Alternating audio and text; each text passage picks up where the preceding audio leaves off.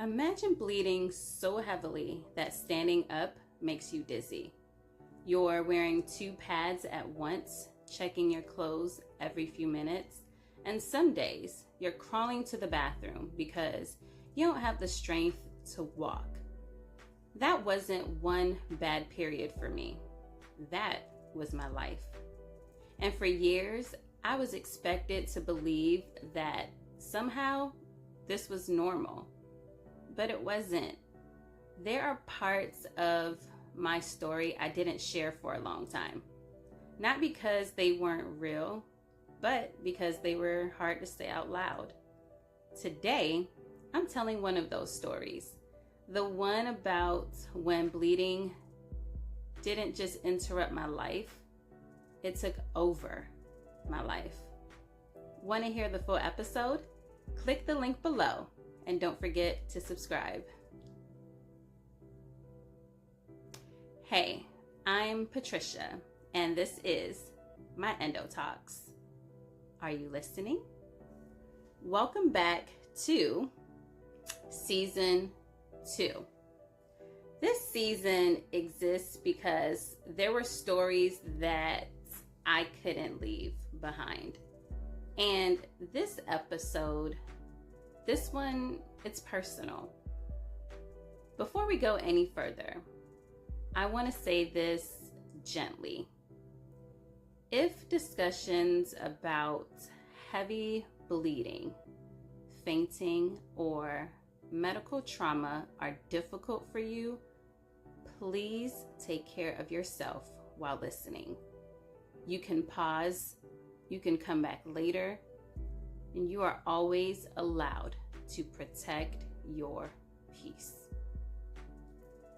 So there was a time in my life when I didn't plan my days around what I wanted to do. I planned them around bleeding, around bathrooms, around extra clothes, around making sure I had enough pads with me. And not just one pad. I would double them because sometimes one simply wasn't enough. I remember standing up and feeling dizzy. That sudden rush where you know something isn't right. There were times I fainted. There were days I crawled to the bathroom because standing felt impossible. And somehow, I still showed up. I went to work. I smiled. I talked to people. I acted like everything was fine while my body was screaming for help. Most people had no idea what I had already gone through before I even walked through the door. Then there was the shame, the constant checking, the fear of bleeding through your clothes, standing up and immediately wondering, did I bleed through? I thought about what I wore. I thought about where the bathrooms were. I made sure I had extra pads and clothes. And I didn't really talk about it because periods were supposed to be private. We were taught that this was simply something women went through. You know, you bleed, you cramp, you deal with it.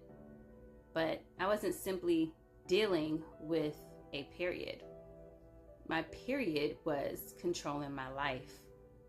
Deep down, I knew something wasn't right. So I went to doctors, I asked questions, I explained what was happening to my body. And too often, I walked away without answers. Some women just have heavy periods. Everything looks normal. Sometimes I was given something for the pain and sent on my way. And when you hear those things enough, you start to question yourself. You start thinking, okay, maybe I am overreacting. Maybe this really is normal. Maybe other women experience this too and they're just better at hiding it. But I know now what I wish I had known then. Fainting isn't normal. Crawling to the bathroom because you can't stand isn't normal. And bleeding so heavily that you have to organize your life around it is not something you should simply be expected to endure. Because bleeding like this doesn't just affect your body, it affects how you live. You start wondering, can I go out today? Where's the closest bathroom? Do I have enough pads? What if I bleed through? What if I faint? You learn how to smile while you're hurting. You learn how to say, I'm fine, when you're anything but fine. And eventually you become very good at surviving something you should have been getting help for. If you're listening to this and nodding because you've been there, if you've doubled pads, planned your clothes around bleeding, worried about where the nearest bathroom was, or pushed through because you thought no one would understand, I understand. And I want you to remember something.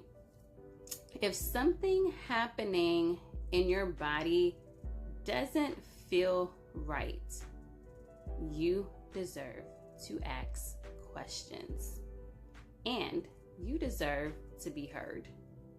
For years, my body was trying to tell a story that I didn't have the words to tell. Now, I do. And the bleeding is only one of the stories I couldn't leave behind. Because there were also the times I went looking for help. The emergency room visits, walking in scared, hurting, and desperate for someone to tell me what was wrong, only to be sent home again. That's where we're going next. In episode 2, we're talking about endo and ER visits and why I was sent home every time. These are the stories I couldn't leave behind. Until then, take care of yourself. Love the ones who stay close, and always remember, my endo talks. Are you listening?